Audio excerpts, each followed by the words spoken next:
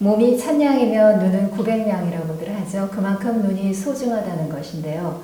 현대 의학 기술의 발전으로 망막 질환으로 인한 실명률이 예전보다 낮아졌지만 난치성 망막 변성 질환으로 고통받는 환자들이 많습니다. 이 시간에는 망막 변성 질환에 대해서 알아보겠는데요. 서울대학교 의과대학 안과 교수시고 한국망막변성협회 회장이신 유형권 회장님 자리해주셨습니다. 안녕하세요. 안녕하세요. 네. 사회가 점점 고령화되면서 안과 질환, 특히 망막 질환도 늘어나지 않나 하는데 교수님 어떻습니까? 최근 우리나라 사회가 고령화되면서 망막 질환의 유병률이 크게 늘고 있습니다. 특히 노인성 황반변성은 70세 이후가 되면은 3명 중에 1명이 생기는 그런 비교적 흔한 질환인데요. 우리가 이제 100세까지 산다고 하면 거의 모든 분들이 그런 황반변성의 위험에 노출되어 있다고 생각합니다. 네. 눈에 대해 더 관심 갖고 조심을 좀 해야겠네요. 망막 변성에 대해 알기 위해서는 먼저 망막이 눈에서 어떤 역할을 하고 있는지 알아야 할 듯합니다. 특히 이 망막 중에서도 황반이라는 곳이 어떤 곳인가요?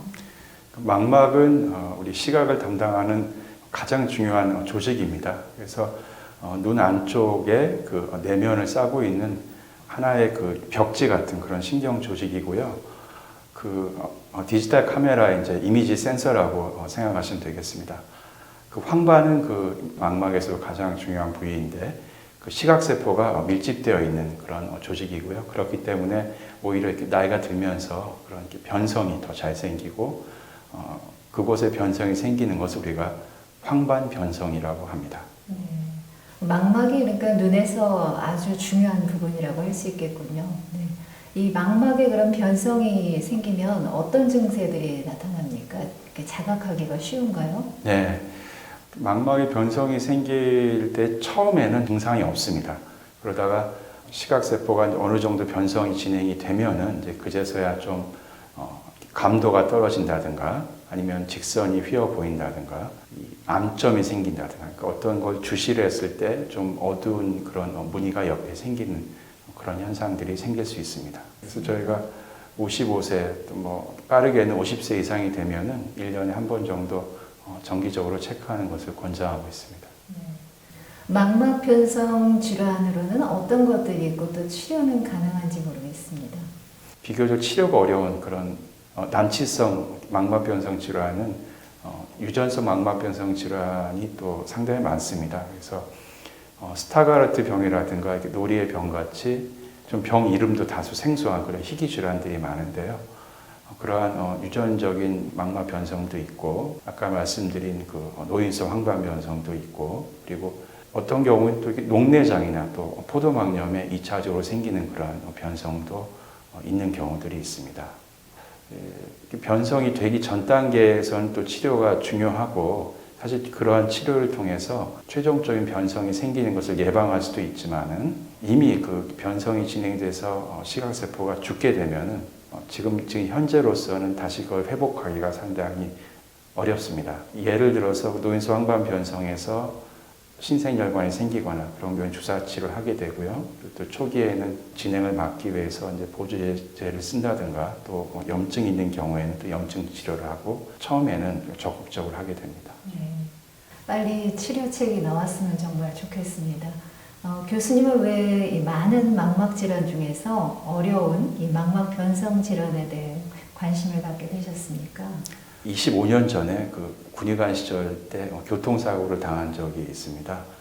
그때 이제 크게 교통사고를 당해서 얼굴, 머리 또 다리 이런 데가 많이 골절이 되었는데 제가 한 6개월 정도 이렇게 병원에 있었지만은 그 후에 회복이 돼서는 거의 정상적인 생활을 하고 지금 그런 일이 있었나 싶을 정도. 망막 변성 질환은 오히려 초기에는 심하지 않다가 치료에도 불구하고 계속 진행하면서 심한 변성이 더 진행되고 또 심지어 실명까지 되는 이제 치료하는 분이나 또 환자 모두에게 어려운 그런 병입니다. 그래서 저희가 치료를 이렇게 의사로서 하다 보면은 결국은 이러한 거에 대한 문제의식을 느끼고 그러한 변성을 해결하겠다는 그런 책임감과 의욕 이런 것이 생겨서 어느 순간부터는 제 평생의 의사로서 그런 망막 변성을 좀 해결해야 되는 하나의 그 역할을 하고 싶다는 그런 마음이 생겼습니다. 네, 환자들이 망막 변성 증상이 생기면 삶의 질도 떨어지려니와 또 실명에 대한 그 심리적 불안감도 있을 것 같은데 어떻습니까, 교수님? 심리적인 불안감 또 우울증 이런 것들이 실제로 이제 망막 변성 환자에서 가장 심각한 문제 중에 하나입니다. 최근 조사에 의하면 이제 자살도 좀 다른 사람보다 좀 증가되는 것으로 되어 있고요. 또 그것은 우울증이라든가 이런 것을 해결을 하면은 그것이 이제 변성 질환 환자에서 시각을 좋게 만드는 그러한 역할도 할 수 있습니다. 이 우울증이라든가 불안장애 이런 것을 좀 인지하고 적극적으로 치료하는 것이 어떻게 보면 이제 그러한 변성 자체에도 도움을 줄 수 있는 그런 방법이라고 생각합니다. 네. 이 협회를 만드신 게 환자들에 대한 그런 안타까움 또 치료 방법을 찾고 싶은 어떤 간절함 때문이 아닐까 그런 생각도 드는데 처음 협회를 어떤 취지로 만들게 되셨습니까? 처음에는 이제 이러한 그 힘든 그 망막 변성 질환 그 중에서도 가장 대표적인 질환이 이제 망막 색소 변성인데요. 우리가 색소 변성을 우리가 영어로 RP라고 부릅니다. 그래서 저희가 RP 연구회를 만들어서 색소 변성에 대한 연구도 하고 새로운 치료법도 개발하자. 벌써 이제 10년 넘게 저희가 시작을 했었고요. 그 후에 이제 그러한 것을 기반으로 해서 한국 망막 변성을 만들게 되었습니다. 그래서 한국망막변성협회에는 이런 변성을 연구하고 치료하시는 분도 계시지만은 또 후원하시는 분들도 뜻을 같이 해서 좋은 일을 하고 있습니다. 네. 그럼 협회는 뜻을 같이 하는 그 망막 전문 의사라던가 과학자 연구원 뭐 이런 분들 한 몇 분 정도로 구성되어 있습니까? 그 의사분들과 의학자분들 포함해서 한 50분 정도가 같이 계시고요. 또 후원하시는 분들이 또 있습니다. 네, 전문의사 여럿이 같이 모여서 연구하면 망막 변성 질환 그 극복에도 많은 도움이 될 것 같습니다. 예. 네. 그럼 연구 외에도 어떤 일들을 했고 또 혹시 기억에 남는 일이 있으면 좀 소개해 주시죠. 저희 협회는 비영리 지정기부금 단체로 지정된 단체입니다. 그래서 저희가 주로 하는 것은 이제 그런 기부금을 받아서 필요한 어려운 환자들의 치료비라든가 진료비를 후원해주고 그리고 또 변성 연구를 하고 싶지만은 연구비가 좀 부족한 분들을 그런 연구를 할 수 있게 지원해주는 역할도 하고요. 망막 변성을 극복하는 것이 결국 환자와 또 치료 이 두 그룹만 가지고는 안 됩니다. 사회 또 국가가 이런 것을 정책적으로 뒷바라지하고 배려하는 그런 정책들이 필요합니다. 그래서 이러한 것이 정책화 될 수 있게 또 공론화 될 수 있게 저희가 후원하고 있습니다. 그럼 최근에 2020 캠페인이 좋은 반응을 얻고 있다고 들었는데요. 어떤 내용인가요? 2020년을 맞이해서 저희가 2020 캠페인을 후생신보와 같이 시작하였습니다.